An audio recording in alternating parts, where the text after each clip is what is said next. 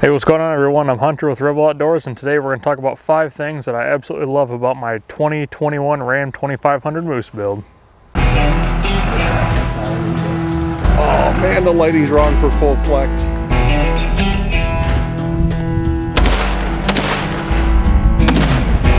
So, when you have a truck like the Moose, sometimes you got to clear some trails. So this little Milwaukee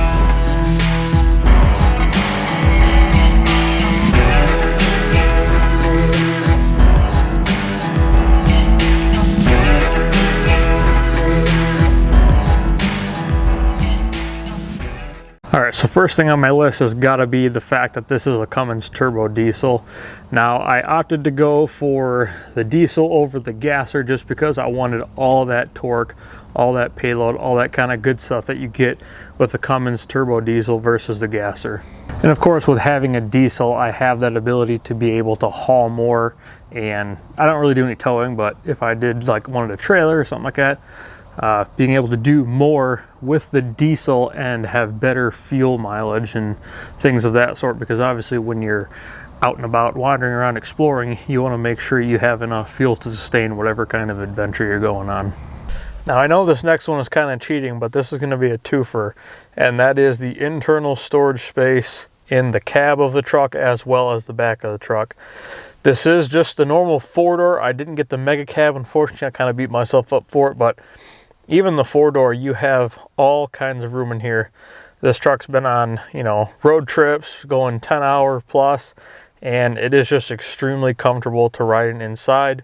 In the back seat, they do kind of fold flat into a platform, so there is extra space back there. Right now, mine's usually kind of held up with extra gear that I usually just keep in the truck anyway, plus having the car seat for a little one. And of course, I can't not mention the fact that everything in here is brown. If you can't tell from the truck already, I kind of have an obsession with the color brown. And of course, with this being a Ram 2500, the short bed version, so it's like a 6'4" bed or something like that, I still have a ton of room to put all kind of gear. And with the New Holland Overland topper, that even allows me more space, I should say, to stack stuff. I do still like to use this truck for utility things. That's why I don't have any drawer systems or anything like that. But I have been kind of leaning more towards putting something in, just because with how high up this truck is, sometimes it is kind of a pain to get things to this in the very back, but having that extra window over there kind of really helps with that. And of course, yes, I keep a step stool in here. And having these Icky Concepts Molly panels on all 3 corners of the bed really help with some additional storage space. You can see over there, I have my Auctiontrax fire extinguisher, a little scraper slash, I don't know, snow shovel we'll call it, for your vehicle to clean it off in the wintertime. Now, another one of my favorite things about this truck has got to be my topper made by my buddy Jeremy over at New Holland Overland. He designed one of these for his Tacoma, and when he came out with that, he mentioned the idea of building one for my truck, and well, as you can tell, the rest is history. I did paint match this to match the color of the truck.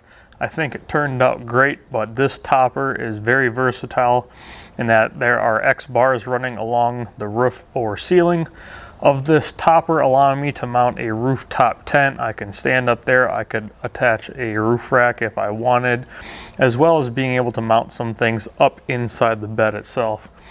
Now, the passenger side of the truck is just open, so that way I can access things via the side of the topper if need be. And then of course, over here on the driver's side, I do have this cubby, which is kind of like my tool slash recovery gear items. And in here, I've incorporated some Milwaukee tools and Milwaukee pack out systems. I'm a big fan.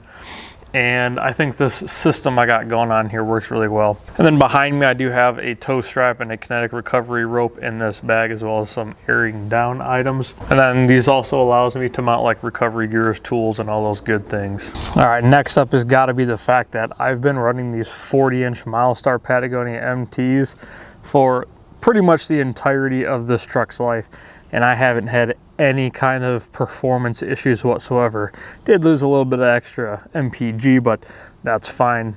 These axles are very beefy, and with having the diesel, I have all the torque in the world for running these 40-inch tires. I don't have any kind of lockers, haven't really needed any. Will they come in the future? Yeah, maybe, we'll see. Being able to run a 40 on this truck is awesome. Now you can see I've done some cutting to the fenders as well as complete new suspension job, but other than that, not like I got an axle swap or anything, so that's really cool. And then lastly has got to be how much clearance this truck has. Now, this truck is really big, obviously. It's a 2500 diesel.